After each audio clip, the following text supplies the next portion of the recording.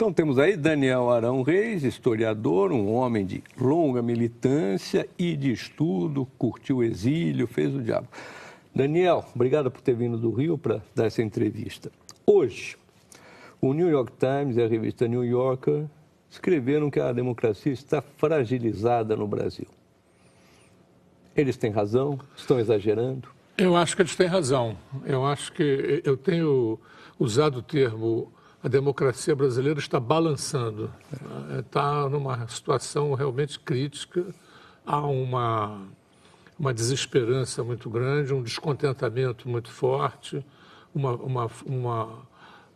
o sistema político, né, como eu já empreguei a expressão, é um cadáver apodrecendo a céu aberto, e nesse sentido as pessoas estão cada vez mais perdendo a confiança na possibilidade de mudança, né?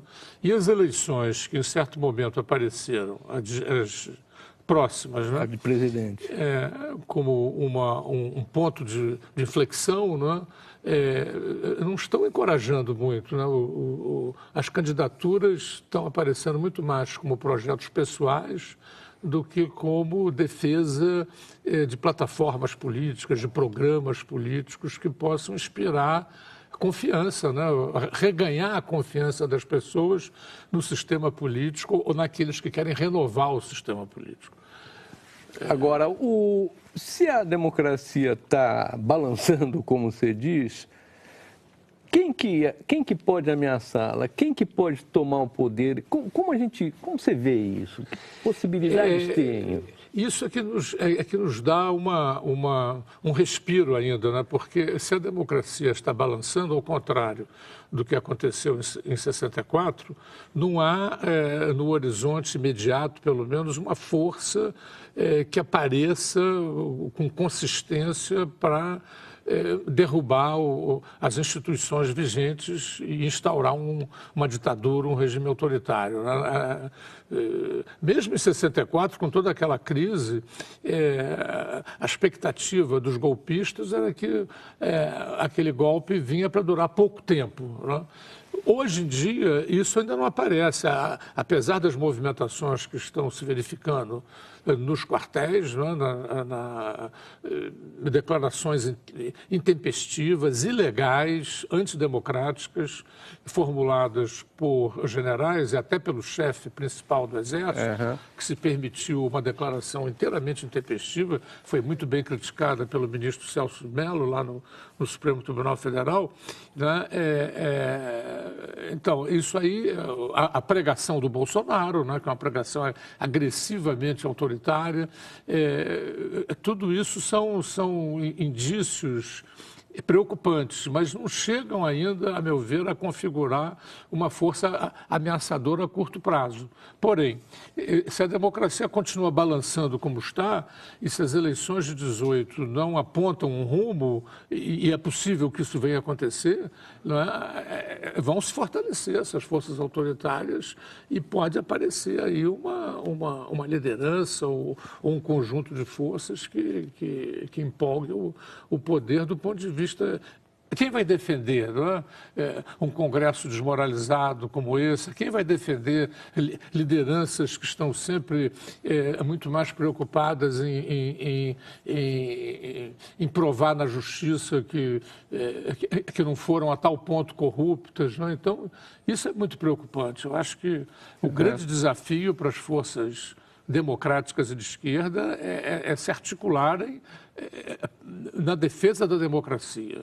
O problema para enfrentar esse desafio é que as principais lideranças estão muito mais, parecem muito mais preocupadas em salvar a sua cabeça, em fazer bons scores nas eleições, do que propriamente em formar uma frente poderosa que dissuada ameaças antidemocráticas. Agora, fora o perigo, vamos dizer,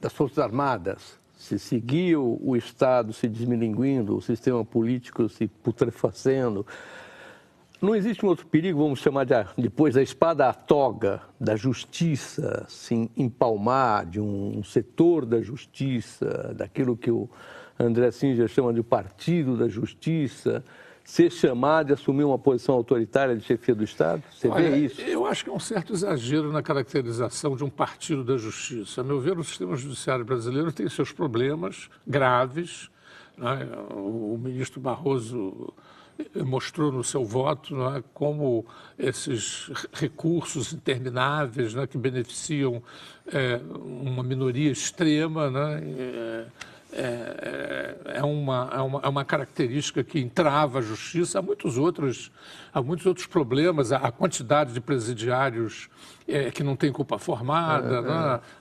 A burocratização da justiça, tudo. Enfim, acho que uma reforma... O poder econômico em cima dela. Uma reforma da justiça, assim como uma reforma nas Forças Armadas, uma reforma no modelo econômico, enfim, o país está precisando de grandes reformas.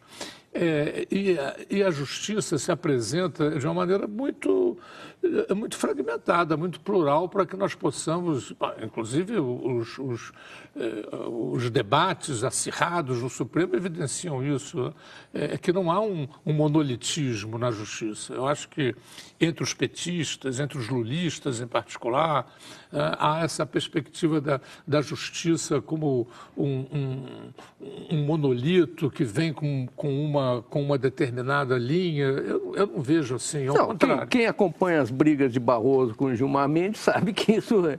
Mas Sérgio Moro não é uma referência forte? É uma referência forte, sem dúvida, e ele e os procuradores que o cercam têm se caracterizado por uma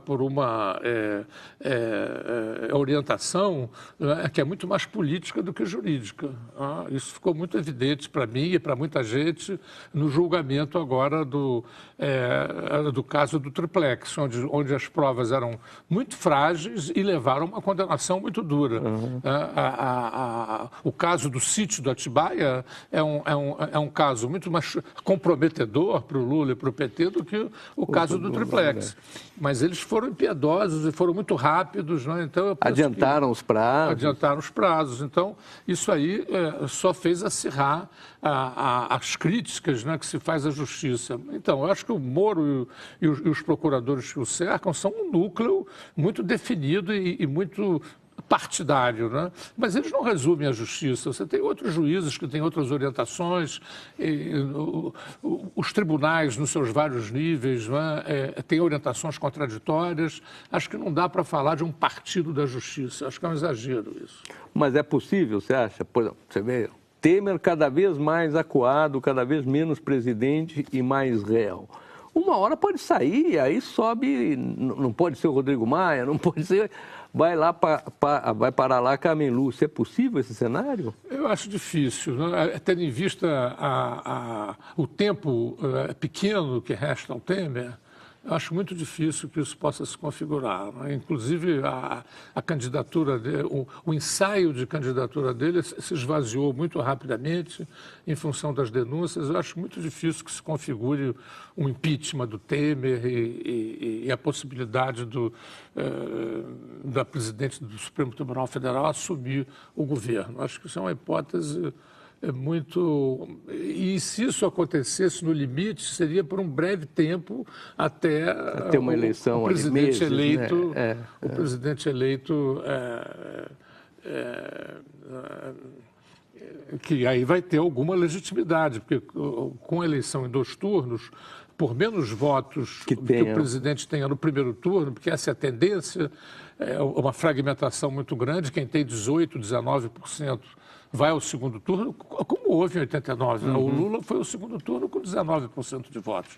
E o Brizola tinha 18 e pouco por cento, uma coisa mais ou menos assim. 500 mil votos de diferença. Pois é. Então, eu acho que a situação, se as coisas continuam como estão, vão ter essa dinâmica. Agora, a verdade é que você ter no segundo turno, a não ser que o nível de abstenção e de voto nulo seja elevadíssimo, né? Vai ter uma legitimidade. A polarização do segundo turno sempre confere uma legitimidade muito grande ao eleito, porque ele tem 50% mais de 50% de votos, né? E isso dá a ele um mínimo de legitimidade para poder... Não, entendo, mas sem ser catastrofista, ou tentando não ser, a situação vai se deteriorando semana a semana, Daniel. Semana a semana. Sabe, cada semana são 1, 2 casos que você fica de boca aberta. Quer dizer, chegamos à eleição de que maneira? Não, e você tem também um outro fator, que é a violência, né, de milícias, Isso, de traficantes, né, que está tornando as grandes cidades há pessoas lá no Rio de Janeiro, né, que falam aqui a gente está diante da barbárie, né? Você tem uma ameaça, e isso também é uma ameaça à democracia, né? Eu acho que as lideranças progressistas deviam prestar mais atenção nisso. Não é só a ameaça da extrema-direita ou das Forças Armadas, é a ameaça promovida por forças marginais, à margem da lei, e que estão cada vez mais assumindo o controle de territórios. E isso é visível no Rio de Janeiro, que se torna uma grande caixa de ressonância em função da sua importância cultural. Eu estive agora recentemente em Belém, estive também no interior de Pernambuco. O quadro que se desenha nessas cidades, das quais pouco se fala no noticiário nacional, é o quadro de uma violência demencial, muito mais grave que aquela que se verifica no Rio de Janeiro. É mesmo? É assim? Está assim? Você viu isso? É assim que, inclusive, as pessoas que vivem lá dizem das suas cidades, né? O Rio de Janeiro aparece como merecendo a intervenção, mas nós aqui vivemos uma situação de insegurança muito mais. Repito, eu estive lá em Belém do Pará, agora recentemente, num seminário sobre os anos 60, e houve colegas lá que me disseram que foram obrigados a se mudar de casa pelo ambiente de ameaças. Outros que me descreveram cenas estarrecedoras de execuções em plena luz do dia. Inclusive, eu cruzei lá, quando eu estava numa passeata das pessoas vestidas de preto, em frente à Assembleia, vestidos de preto, de luto, né, em frente à Assembleia Legislativa, pressionando os deputados a tomarem providências, porque há uma insensibilidade, os políticos estão completamente vidrados nas eleições, só pensam nas eleições, só pensam em se reeleger, em se reproduzir. Aprovaram esse fundo público, que é um escândalo, né? Quer dizer, eles se recusam a se financiar com os seus eleitores, querem se financiar à custa do erário público, e conseguiram isso, aprovaram uma lei nesse sentido, né? E essa ameaça, né, da barbárie, da chamada barbárie, também deve ser computada como uma ameaça à democracia.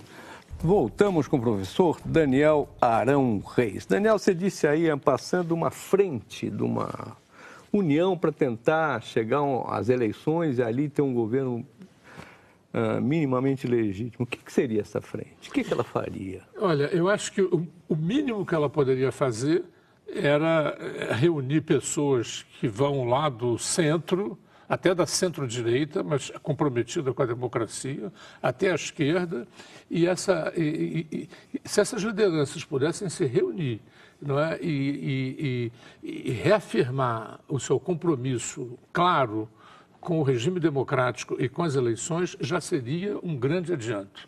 Fulanizando, quem que sentaria nessa frente? Eu vejo a possibilidade de você reunir pessoas do PMDB, como Jarbas Vasconcelos, pessoas do PSDB, como Fernando Henrique Cardoso, pessoas do PT, até do próprio PSOL, que está, por alguns, se configuram como extrema-esquerda. Eu tenho minhas reservas em relação a isso. Eu acho que é uma esquerda muito mais alternativa do que propriamente uma extrema-esquerda. Pessoas do PDT, como Ciro Gomes. Então, eu acho que você tem aí um amplo leque de lideranças comprometidas com a democracia, com o regime democrático, e que podem, ao fazer uma declaração conjunta dessas, dar uma espécie de freio de arrumação nessas forças sinistras que se configuram como ameaças à democracia a curto prazo. Um outro aspecto, se fosse possível, acho isso mais difícil, em função da premência das eleições, era um compromisso, não é, numa plataforma política que desse um horizonte de reforma política para esse país. A gente não pode continuar com esse sistema político.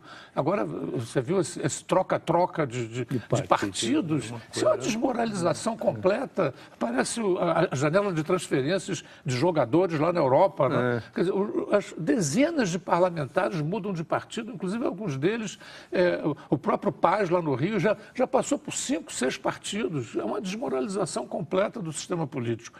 Então, acho que um acordo sobre uma agenda de reformas que pudesse animar, encorajar os eleitores. Mas isso não seria alguma coisa mais, não sei se mais de esquerda ou semelhante às reformas de base lá do Jango, não seria isso? Mas eu acho que a conjuntura mudou completamente. Não, né? sim. Mudou completamente. Porém, eu acho que o desafio realmente são reformas, né, que esse país precisa para tomar novos rumos. Né? Eu penso desse ponto de vista que os anos 90 e a primeira década do século XXI, né, os anos Fernando Henrique Cardoso e os anos Lula, foram anos em que se perderam aqui no Brasil chances históricas dificilmente repetíveis, né, para que a gente pudesse aprovar um conjunto de reformas. Né? O Fernando Henrique Cardoso preferiu se aliar à Frente Liberal, às forças conservadoras de direita. O Lula preferiu se aliar, né, a forças fisiológicas de diversos tipos, PP, PTB, etc. E o resultado é que ficaram muito mais preocupados em se manter e se reproduzir no poder, gerenciando a ordem existente, do que reformando essa ordem. E foi uma coisa profundamente decepcionante, porque esses dois partidos, originalmente, eram partidos reformistas. Eram. O PSDB rachou com o PMDB na Constituinte, inconformado com o fisiologismo do PMDB, com a maneira já denunciada na época, os envolvimentos com a corrupção, mas, sobretudo, em termos políticos, com a geleia geral em que o PMDB tinha se tornado. O PSDB rompe com o PMDB para aguçar a sua perspectiva reformista. Né? E o PT também tinha essa perspectiva nos anos 80, né? Um partido reformador, né, que vinha ali não apenas com uma ideia de moralizar, o Brizola ironizava, né, a UDN de tamancos, né? Mas não era apenas uma questão ética, embora a ética fosse uma coisa importante. O PT vinha com um ânimo de reformar as estruturas do Brasil. Ora, esses dois partidos reformistas, né, ao invés de se unirem, foram procurar aliança com forças conservadoras, e o resultado é que se fizeram desmerecer completamente. Né? Viraram gestores da ordem pública, perderam completamente a perspectiva reformista. Esse segundo passo é muito mais difícil, porque quando os políticos de todos os partidos falam é preciso reformar, reforma da Previdência tributária, do Estado, das Forças Armadas, e isso, olha, conversa para boi dormir, Daniel, também mas eu acho que o desafio de salvar a democracia, hoje no Brasil, a democracia, para se robustecer, para se enraizar na confiança popular, ela precisa apontar rumos reformistas. Sim, claro. Porque se ela ficar na reprodução do rame-rame, né, a tendência de grande parte da população é correr para o lado de propostas autoritárias, salvacionistas, né, e que se apresentam muitas vezes com programas profundamente obscuros, mas que aparecem, né, frente ao marasmo, né, que apenas se reproduz, desmoralização, né? Frente a esse quadro, as propostas autoritárias vêm com perspectiva salvacionista. Então, eu acho que você tem um compromisso democrático e horizontes reformistas, mesmo que você não entre em detalhes. Entendi. Agora, um outro aspecto, o Vladimir Palmeira defende muito isso lá no Rio, né? No mínimo, a possibilidade de você ter frentes para combater a barbárie, que as milícias, né? Os traficantes, que estão hoje realmente tornando difícil a vida nas grandes cidades e mesmo nas médias e pequenas cidades. A matança de lideranças populares é uma coisa assim. Marielle, agora, a Marielle, né, uma pessoa com um horizonte brilhante, bela, que tinha uma perspectiva de crescimento incrível e que é abatida na rua como se fosse um inseto. Quer dizer, essas forças paramilitares, a gente às vezes fica com a impressão de que vive porque elas estão deixando a gente viver. Porque senão elas matam, né? Elas vêm, batem na porta, tocam a tua campainha, você abre e é assassinado. Né? Quer dizer, então, essa coisa de defender as lideranças populares, de defender as lideranças representativas e a própria democracia, isso é algo que impõe uma unidade das forças democráticas. Uma última pergunta, Daniel, que você tem que responder brevemente. Questão da prisão do Lula. As cenas lembram muito a coisa do Getúlio, o varguismo, aquela coisa paternalista, endeusadora. Estamos voltando a alguma solução populista desse tipo do Getúlio ou não? Eu configuro o Lula como um herdeiro do Vargas. Né? A Dilma e o Lula, a cada vez mais, foram se aproximando disso que eu configuro como uma cultura política nacional estatista, que é uma cultura política fundada lá no Estado Novo, que teve uma grande força até o golpe de 64. Imaginou-se que ela estava enterrada definitivamente, mas ela retornou nos quadros da própria ditadura, redefinida pela direita, e depois... No próprio PT, né? Que o país foi redemocratizado, né? Imaginou-se que o Brizola seria o grande herdeiro dessa tradição, mas afinal foi o Lula que roubou essa tradição. Ele é um homem provindo da estrutura sindical getulista, é um homem da negociação, da barganha, da aliança de classes, né? Da harmonia das classes sociais. Agora, para que isso ganhe consistência, é preciso um período de prosperidade, que foi o que ele teve durante os anos, né? Os dois mandatos dele, né? Em que, como disse o Michel Louvi, né? Ele fazia tudo pelos pobres, desde que não prejudicasse os ricos. Né? Quer dizer, então, que foi uma coisa um pouco do Getúlio, né? O pai dos pobres e a mãe dos ricos. Essa proposta, ela tem raízes populares. Ela tem fôlego, mas diante de uma situação crítica, ela perde muito a sua capacidade de sedução.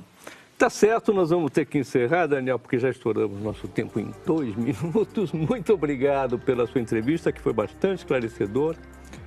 Mostro aqui o livro dele, A Revolução que Mudou o Mundo. É um estudo sobre a Revolução Russa. Você escreveu um outro, mas fez uma antologia de texto da Revolução Russa. Também organizei uma antologia, os Manifestos Vermelhos, né? Isso. Esse aqui é muito interessante, como elaboração original sobre a Revolução de 17.